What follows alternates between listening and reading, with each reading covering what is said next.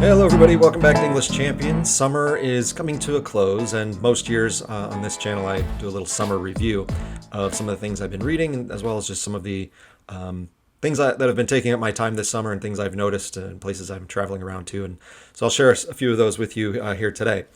First, as I often do when I am traveling, I take a lot of books with me. I take giant bags worth of books because I'm usually gone 4, 5, 6 weeks, and I never know what I'm going to be in the mood for, and sometimes I have a certain project I'm working on, so I need to bring some research materials, or if I'm preparing for a new semester, I bring some school materials or things like that. But I always have a good mixture of things, and one of the things I always bring with me, the last several years anyway, is a very big book. I try to, if I haven't read them before, I try to get acquainted with some of the great classic literature pieces that are of size.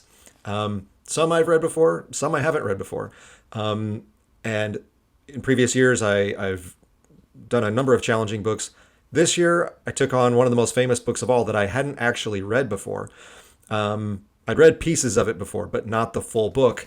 And this year, my giant novel was The Brothers Karamazov. And I'm not a Russian specialist, and so I had never read the whole book. I've read Crime and Punishment. I've read a bunch of Dostoevsky's short stories and shorter novellas, but I had never taken the time to tackle this gigantic 800-page book. And I can see why now. It's not very enjoyable to read. I know it's considered one of the greatest books of all time, and I understand why to a certain degree. It takes a very long time to get to much of anything that is really enjoyable.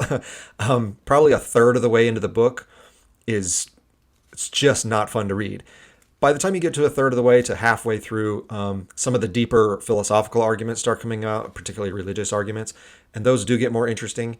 The murder case part of the novel is very interesting to keep track of. But Russian novels are just so difficult. They're so long and ponderous, and there's a million names that are hard to keep track of. And in Russia, people have two names. And so, Dmitry is also Mitya, and Alexia is also Aloysia. And it's very hard to keep track of everybody.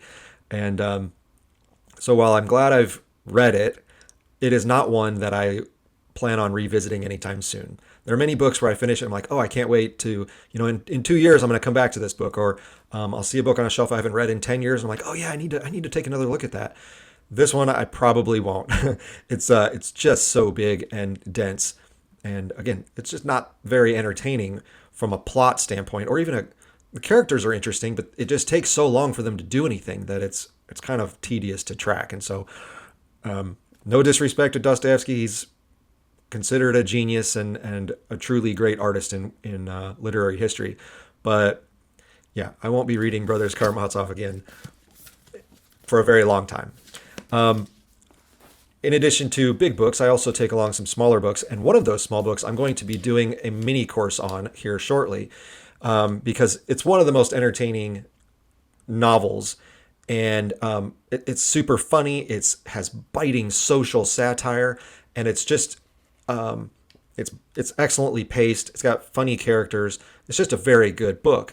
And I'm not going to tell you what it is. I'm going to keep it hidden from you because I'm going to reveal it when I make my little mini course for you. But this is a book that's nice and short. It was very fun to read. I've read it many times before, and I've taught it. And I was like, oh, it's been probably 10 years since I've read it. Let me revisit it. And it's just as good as I remember. And so I want to share it with you as well. So be on the lookout for this new mini novel course in the coming weeks. I think you'll get a kick out of it. I also take a lot of nonfiction. I read a lot of psychology, a bit of economics. Those are just other fields I like. But also, of course, English and education related things. I've read Lionel Trilling before, but it had been probably 20 years since I had read this. And so I went back and read several of the more interesting chapters of The Liberal Imagination by Lionel Trilling, literary criticism here. And so it's kind of dense. It's not an easy read, but for those of us who are in the English literary theory field, he has some interesting stuff to talk about. Just another one that I, again, have read many times, but I wanted to revisit, which is Why Teach by Mark Edmondson. I'm going to have another I don't know if I'll call it a course, but I'm going to walk you through some of Edmondson's work again in the coming weeks. So be on the lookout for that. But he's just a great professor who is really in tune with the progression of the university over the years, and in this book anyway, what it means to truly try to reach students and what it means to be a student who's truly trying to get an excellent education. And so, very good book. I'll probably share some passages with this in the coming weeks. So, again, in addition to a bunch of research materials, those were some of the books I was taking to the beach with me and hanging out with this summer. So, as I just said, most summers I try to get to the beach because here in the desert it's brutally hot and I need to get some cooler temperatures, and I just love the water. So I usually go to the ocean for 4, 5, 6 weeks, depending on where we are. And so what I want to share with you is just some interesting things that I learned during my time this summer, and just things that I observed that are just ridiculous, and I don't know why people do the things they do. So these are just reflections on my summer, and I hope below you can share with me where you went this summer and some of the things either you've read or things you saw or experienced this summer that were interesting or just worth talking about. So first, I often go to California, and I was outside San Diego. And one thing that I really appreciate about San Diego is it's maybe my favorite city to go to, because even though, like all California cities, it has its problems, it has great artistic opportunities as well as great nature opportunities. So does San Francisco before it went in the dumpster, but San Diego still holds on to it and does it pretty well. And so while I was in San Diego, I saw the San Diego Symphony perform outside. That was great. I went to another like oldies music show. I went and saw Shakespeare in the park at the Old Globe Theater, which is one of my favorite places in the whole country. You're outdoors under the stars and people doing Shakespeare, and there's not a bad seat in the house. It's just a great experience. If you ever get a chance, go watch Shakespeare in Balboa Park at the Old Globe Theater. And so there's just great artistic opportunities to go there. There's always music being played. There's always art shows. There's just always fun stuff for creative, talented people. And I really appreciate that about the metro area of San Diego. It also has great parks. There's green space all over the place, not only in San Diego, but in the surrounding towns. And then, of course, you got the ocean and the cliffs, and it's just, there's bike paths everywhere and walking paths everywhere. It's just a beautiful place to be outside with nature. And I really appreciate that. So while there are many things wrong with California, there are still several things right. And the arts and the nature or the outdoor spaces are two things I really do still appreciate about California in certain cities. Something else I learned about in California this time, that in other years I've gone to various towns, this wasn't a problem. But this year, because San Diego and where I was staying was pretty far south, there is a problem with the water sometimes. Wasn't the whole time. It was probably 5 or 6 days out of the 5 weeks I was there. So it wasn't a lot, but it was a noticeable chunk of time where they will put out signs on the beach that say, do not go swimming. The water is contaminated. The ocean is contaminated. You're like, how's that possible? Well, as I learned, I didn't even know this before, but there's runoff from the streets of Tijuana, and the sewers basically run into the ocean. And because San Diego is so close to the Mexican border, the water just streams, up a few miles and can make the water a bit dangerous. So you're just reminded of how funny it is when people get on their environmental kicks and thinking we can just change the world and implement these policies that solve pollution and all this stuff. It's like, we can't even fix this problem with a country that's 10 miles down the road. And you think you're going to deal with China and India and these other giant countries that pollute our air and water?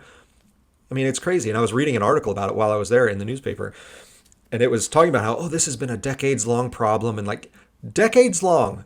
Really, you can't figure out how to get cleaner water so that you're not ruining our oceans with human waste.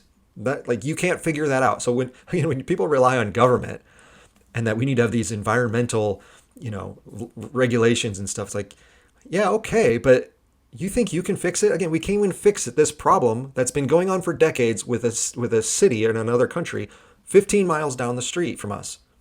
And you think you're going to solve the world's problems with your environmental causes. I mean, it's just ridiculous. what I did see in the newspaper was that they are finally addressing the problem. And our head EPA guy is meeting with whoever's in charge in Mexico about this. And they're trying to work on a plan to figure out the water situation so they stop dumping their sewage in the ocean.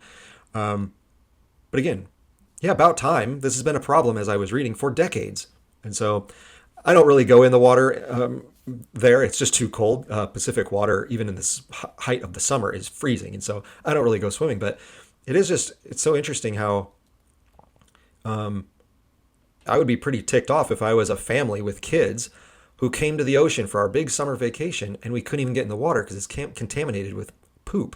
It's just crazy. And yet no one does anything about it. Mexicans don't care. Our government is like, well, we'll deal with it later. And, meanwhile, people are spending thousands of dollars on their vacation and they can't even go swimming in our beautiful oceans. So some interesting environmental stuff that I noticed on my trip this time.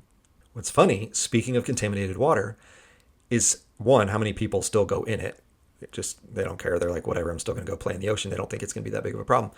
And that's fine. It's at least the lifeguards and the signs, like, it's still up to your own risk. It's not like they're outlawing going swimming in the water. They're just saying, look, this is dangerous.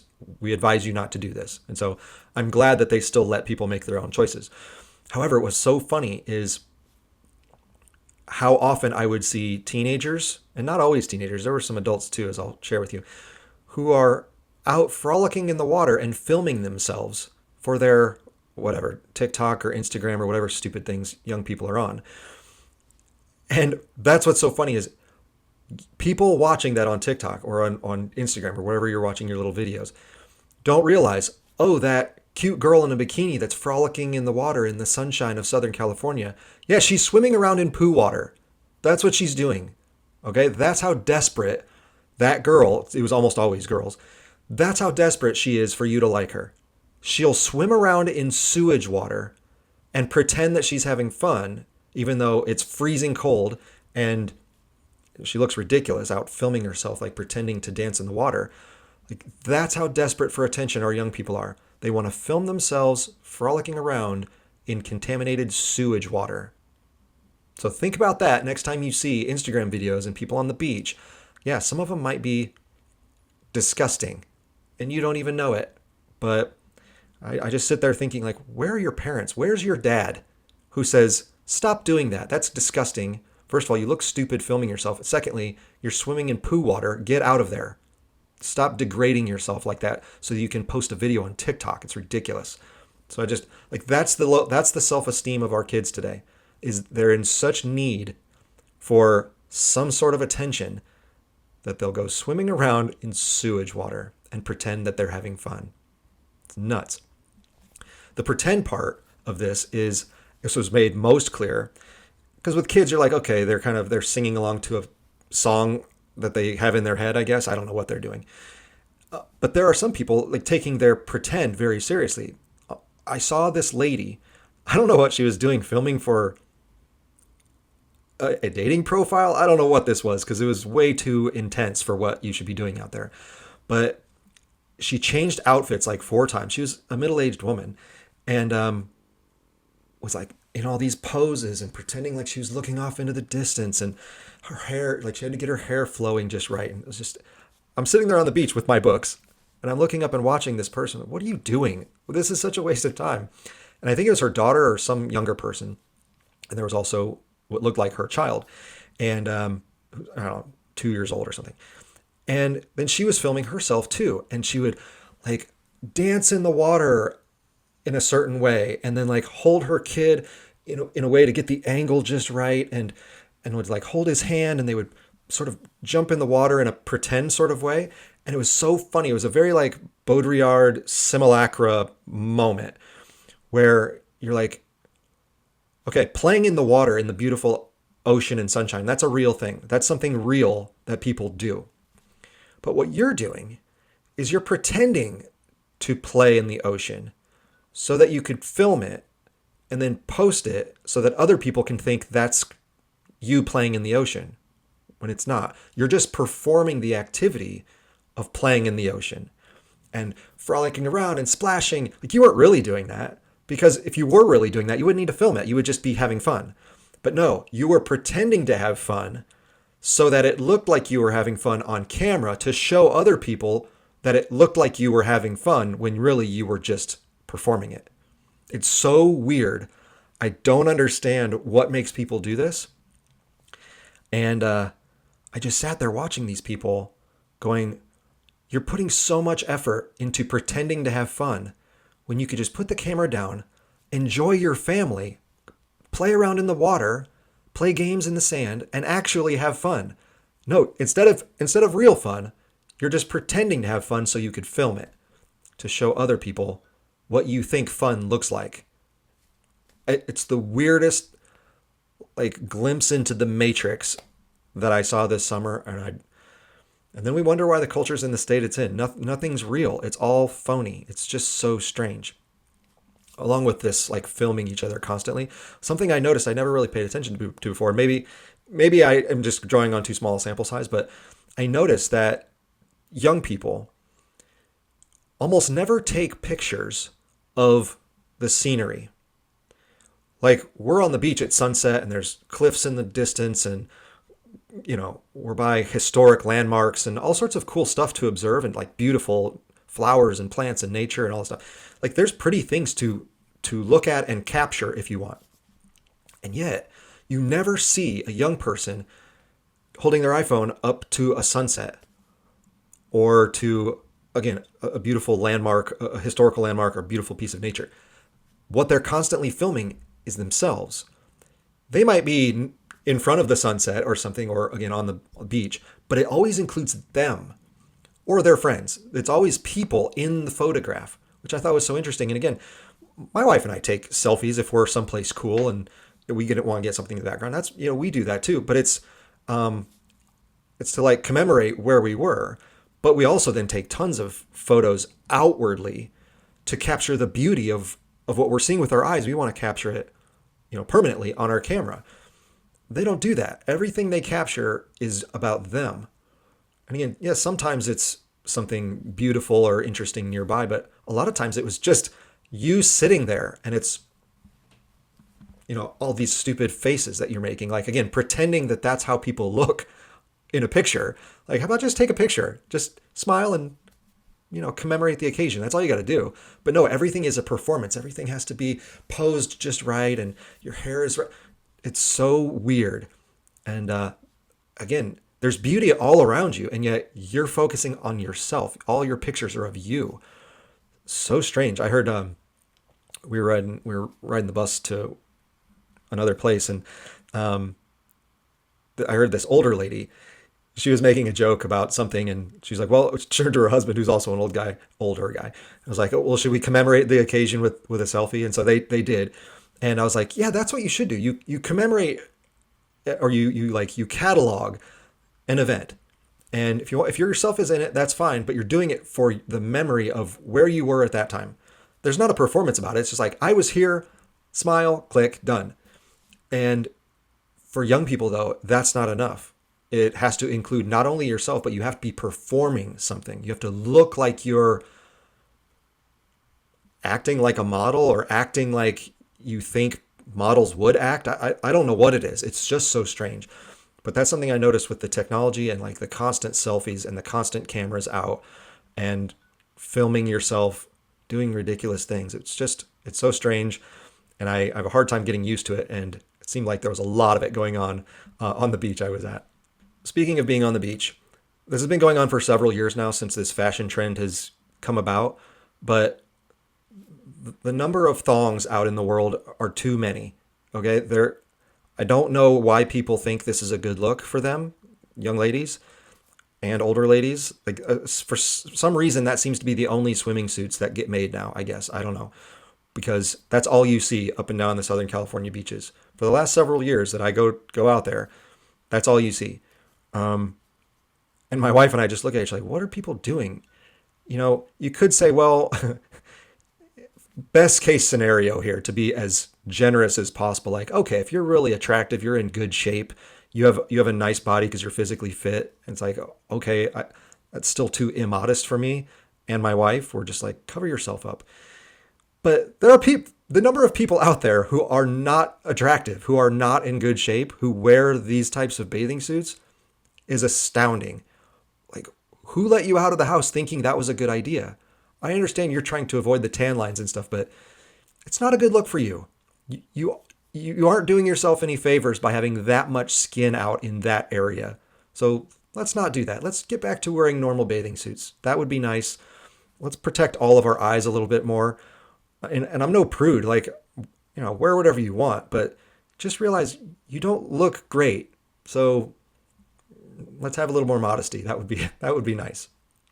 Something else I noticed with especially young people again, and how I'm just sort of out of the loop, but um, it's amazing how many teenagers aged, I don't know, maybe as young as 12, I don't know, but definitely teenagers, 13 to 17, 18 years old, who kind of all look the same. It's very interesting. Almost every girl I saw walking out on the boardwalk or in the village area in town is wearing some sort of either tank top or tube top and like big baggy sweatpants or linen pants, and then either flip flops or some sort of Crocs or, God forbid, slippers. Every girl. It's like, why are you wearing that? That looks ridiculous. You look silly. It doesn't make you look nice. And you're just copying everybody. Everyone looks the same. And on the guy's side, it's not necessarily how they're dressing. It's everyone has the same haircut. Every dude who's a teenager has the same ridiculous, like, floppy, curly, wavy, like messy, flipped up doofus haircut. So why does everyone look the same?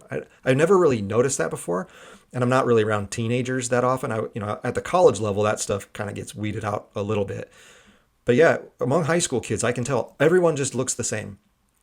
And I know I'm old, but it's so funny how when I was in school, fashion wasn't great in the 80s and 90s, but not everybody, but there were always a variety of teenagers. People looked different. There would be kids who were like wearing baggy athletic clothes and baggy jeans or whatever. There'd be the preppy kids who wore really nice clothes. There'd be, kind of goth kids who wore black all the time. There'd be kind of the grunge people who, had long hair and like flannel stuff and whatever. Like there was 10 different types of teenagers at my high school or wherever I was. And yet I look around now and I'm going, how come all of you look the same? You all have the same haircut and you all wear the exact same clothes. And for girls, it's all the same. Straight, long hair parted in the middle, and you're constantly doing this with your hair. Like every girl does it. It's so weird. There's no diversity at all. And again, maybe I'm overstating. Maybe it's just my part of the country, out here in the West and in bigger cities. Maybe this is what people do, and in other parts of the country they don't. But it's very odd. I don't quite understand it. And yet everyone thinks they want to be unique and special and individual. Like you're not. You're exactly the same as everybody else.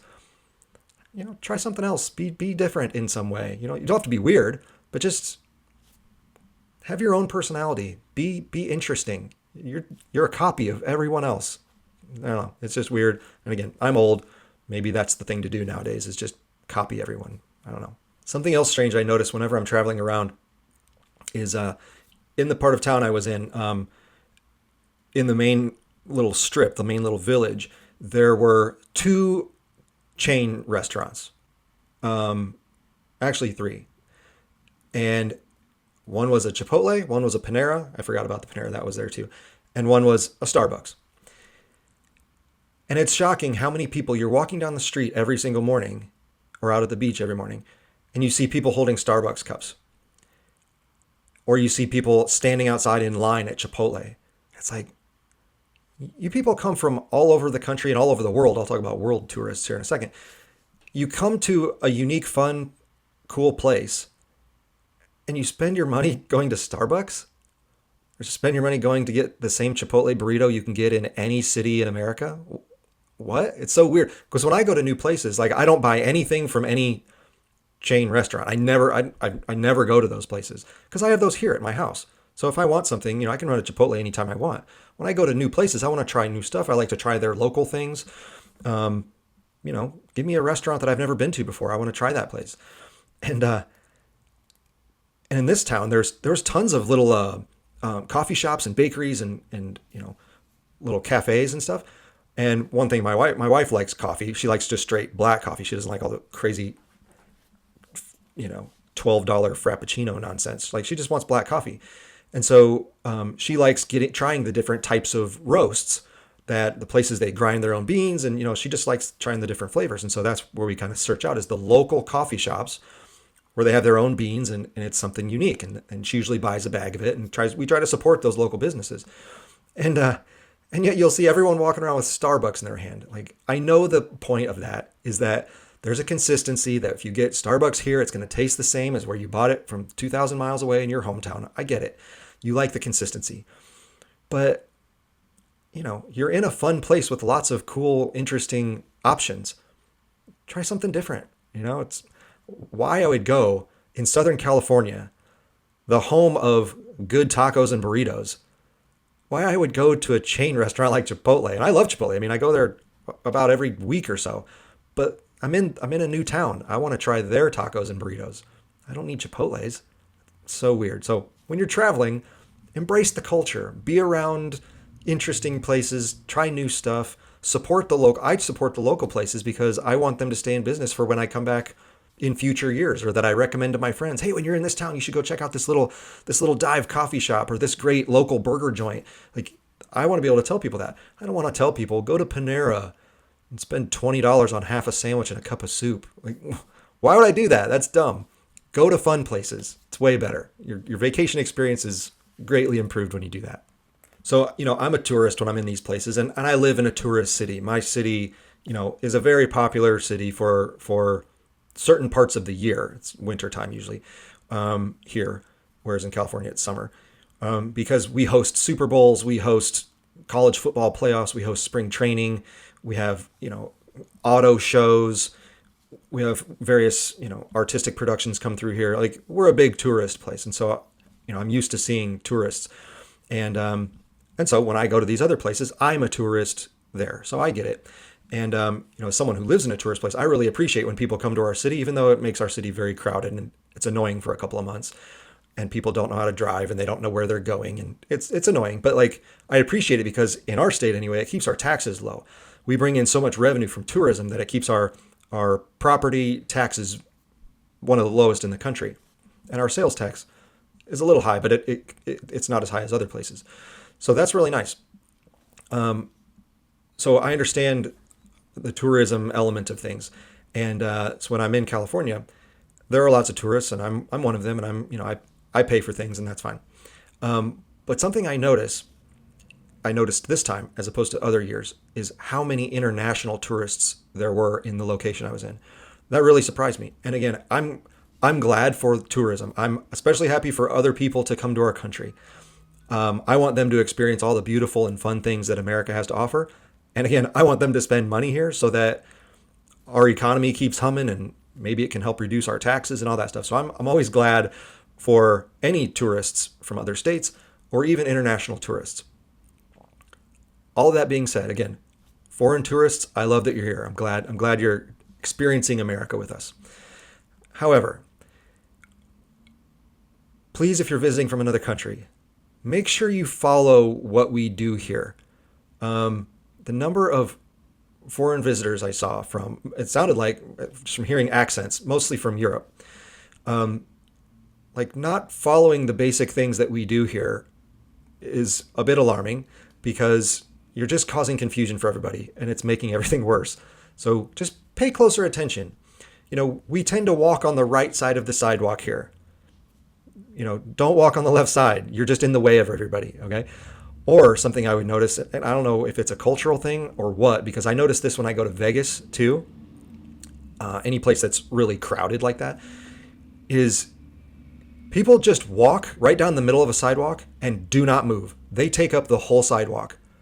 And I've noticed that there's from certain parts of the world where this happens, but I was also noticing it from the visitors in California.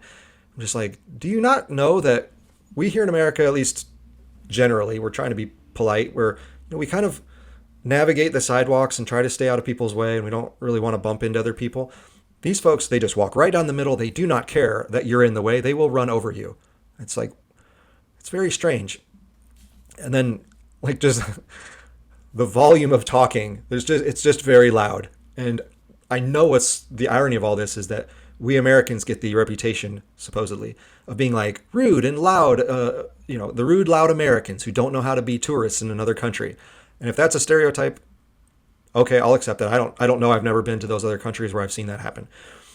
But if that's what the word is around the world about Americans, okay, yeah, Americans need to do better at that. But do not think for one second that that doesn't also happen here, where foreign visitors come here and are just as loud, just as rude, and do not care about our local customs and like how we navigate, basic daily situations, because it happens the other way too. So everyone, everywhere, if you're visiting a place that you're not familiar with, that you're not from there, act in a way that gets along with everybody. Don't do anything to get in the way of other people and to slow things down. Smoothly integrate into whatever it is they do there, because everything will get along better, and then we'll all be happy that you're here and we can all enjoy that tourist destination together. But it's just so funny that Americans have the reputation, and yet other people from other countries are just as rude and just as loud and just as annoying as anyone else. So it's everybody. We all have to do better. And that's why when I go places, I want to make sure I'm fitting in and doing what the locals do and not causing a problem. Because I can imagine that when locals look around, they're like rolling their eyes at the visitors. And I don't want to be one of those people. So I always try to be on my best behavior when I go visit places. Something you will notice if you go to California is that there are certain places that do not have homeless problems. I specifically, when I am scheduling our vacations, I find the places that I think are probably going to be pretty safe in that regard. And it turns out that that's the truth. And there's a very specific reason why that is. The people that live there tend to have a certain belief system where they do not allow that kind of environment. They don't allow bums sleeping on the streets and doing drugs out in public. It's not okay. And so they put a stop to it. And those are the towns I like visiting. So California gets a really bad rap, and it's definitely warranted because it's a problem in many, many cities. San Francisco and LA are, of course, the worst. And parts of San Diego are really bad too. But then other parts are totally fine. There's no homeless people around. It's great. The streets are clean. There's no filth anywhere. People aren't just lying around and messing up our sidewalks. Like, it's great. And so there are cities. And so this just shows you that this is a problem that can be solved. People can choose to take care of the homeless problem if they want. How do I know that? Because I've been to the towns where they do that. They've taken care of it. They've said, we're not allowing it. There's police, you can tell who monitor, and if they see someone doing that, like they say, you gotta go somewhere else, man. You can't stay here. And it cleans the area up. So there are a number of cities in California that are like that, and I really appreciate it. And again, it's because there is a certain political philosophy that is in those towns. Again, maybe not everybody, but there's enough that are like, yeah, we don't live like that here. We're going to have nice, clean neighborhoods. And so we're going to solve that problem. And they do. So for those people in California who are like, well, it's just, we can't do anything about it. It's just always going to be with us. It's like, no, it's not. You just choose not to fix it. And that's your own problem. And it's one of the reasons why, I would never move to California. I like visiting, but I only like visiting very certain cities because they figured it out. And if only the other cities of California would figure it out, everyone would want to move there because there's lots of great things there. But they just ruin it by, a number of their policies. But their homeless policy is a big one. So it could be fixed if they wanted to be fixed. Two more things. One other thing I really liked about the town I was in was there was concerts in the park every Sunday night, and it was usually like an oldies band, and so there's a fair number of older folks in the town, and so it's really cool to see these grandparents, and then they bring their extended families, and everyone just brings a lawn chair or a blanket and hangs out, and they play music for 2 hours, and some people are up dancing, and they're bringing food and sharing with each other. It's just a great sense of community. It's really great to watch. And again, no homeless people around. The park is nice and clean. Everyone cleans up after themselves because, again, we have a certain moral and political philosophy about that stuff. And but one thing I was noticing during these concerts I'd go to every weekend was I would think, why people are here? It's because there's a live band up there. And I thought, with all the AI stuff I've been tracking, like AI integrating with the arts world, like writing its own movies and creating its own music and all this stuff, I thought, yeah, what if someone said, hey, there's going to be a concert in the park this weekend? And it was just a dude who showed up with his iPhone, and he clicked on the Spotify list and held it up to a speaker, and it was just AI music. Like, would anyone want to go to that concert? No, of course not. Yet you get a band of, dudes in their 50s and 60s up on a stage playing guitars and drums and singing classic rock songs. The entire town comes out. Thousands of people flood into the park and have a great time. Why? Because it's a live performance of real people demonstrating some level of talent. I mean, they're not superstar, musicians, but like, they're good. The songs are recognizable and you enjoy listening to them. And it's human beings. That's what we want. And yet we keep thinking, oh, AI is going to make the creative world so much better. It's going to make you even more creative.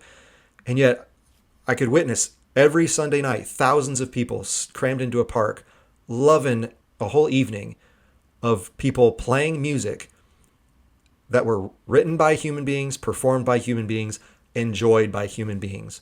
So get out into the community and see actual artists and performers, and your belief in the effectiveness of AI to do anything remotely creative and interesting just falls away, because you're like, yes, this is what I want. Human beings doing cool stuff and hanging out with each other and playing these great tunes from my youth, and we're all having a good time, and it's super fun. That's what it's all about. So I think the world of music and the true world of art isn't going to go anywhere, because there's still just too many of us who love human beings making stuff. But for the younger generation that thinks this is going to be a good idea, we just have to keep convincing them that no, it's not. We need human beings to be writing songs and performing, and that's what creates our communities, and it's what strengthens our culture. It's not just to go hear a cool song, because again, a computer AI program could create a cool song. It's what the song does to the people. It creates a sense of community and shared history and shared culture, and that's what keeps our society going, not just yet another AI song on Spotify. We have to get back to, what's the purpose of music? It's not just to sound cool. It actually brings up the emotional response in the human being and the emotional response among other human beings. Like, we like hearing it, but we also like that other people like hearing it, and we want to hang out with them while we hear it. And the town I was in was great with this, and I can't wait to go back and be a part of those Sunday night in the park concerts. Lastly, number 10, one of my favorite things that I did during my time in San Diego is go to the Little Italy neighborhood, where they have a couple times a week a huge street market, farmers market, and super fun. It's very crowded, and lots of people breaking rules because you're not supposed to have dogs there. It's like explicitly said, no dogs here, because there's open food everywhere. We don't want your dog shaking its fur and getting on food, and yet everyone brings their stupid dog. So I have to put up with that. But like, it's so great because you see capitalism in action. And it's so funny that in California, where so many people are anti-capitalism, like, everyone floods into these markets to be a part of capitalism. Why? Because it's great. And so you're walking around, you're like, why are those people charging $12 for a basket of strawberries? That's insane. I can buy that same basket of strawberries for $1.99 at the grocery store. Why would I spend $12 on this? Well, people do. Somehow those little fruit stands and again, representatives of farms or from other markets, they're staying open. They're staying in business. Why does this scone cost $8? People are buying it. And so it just reminds you that things in the market are priced the way they are because it's a negotiation between a buyer and a seller. That's it. At nowhere at these giant farmers markets where people are selling all their either goods or foods or whatever, was there a government agency saying, you have to charge $8 for that scone. You have to charge $12 for that bucket of strawberries. You have to charge this for that t-shirt. There's no government agency that mandated that. Yet all these thousands of people are walking the street freely, visiting these vendors and sampling their cookies and, again, buying all sorts of stuff. And all it is a seller going, I think this is probably what I want to charge you. And then people going, yeah, I don't really think I want to buy that. That's too expensive. Or they go, yeah, okay, that sounds fair. Here's my money. And then they just do that thousands of times. They go, I think this is what I'm going to charge you. I think this is what I'll pay for it. And everyone agrees and everyone has a good time. There's no force. No one's making you buy anything. No one's setting any prices. It's just the individual vendor and the individual buyer having a relationship and agreeing, yeah, I think it's worth it, or no, I don't think it's worth it. I'm going to go to the next vendor. It's just a great example when you're away from like the big corporate places. You kind of get back down to basics where you go, yeah, economics is just one person buying something from one person selling something. And either they do it or they don't. And it's a negotiation, it's an agreement, it's a relationship that they came up with themselves. No one had to force them to do it. No one had to dictate a price to them. They just did it. And it's kind of an amazing little miracle that happens. And so my wife and I, because again, we like trying stuff. And so we bought tons of like pastries and we bought a couple t-shirts and we tried all sorts of stuff. And it was great. And we overpaid. It's way more expensive, but it's part of the experience. And again, we want to kind of support the people who are trying to do fun, cool things. And so it was a good time. And, we'll definitely go back in the future. But the market in Little Italy is a very fun place to go to watch capitalism in action. And it really, truly works. So that was my summer. Those are 10 little observations I had from my trip in California this year to the beach, as well as some reading materials. Like I said earlier, if you have some reading materials you've been tackling this summer, please let me know below. I'd love to know what I should be reading. Give me some ideas.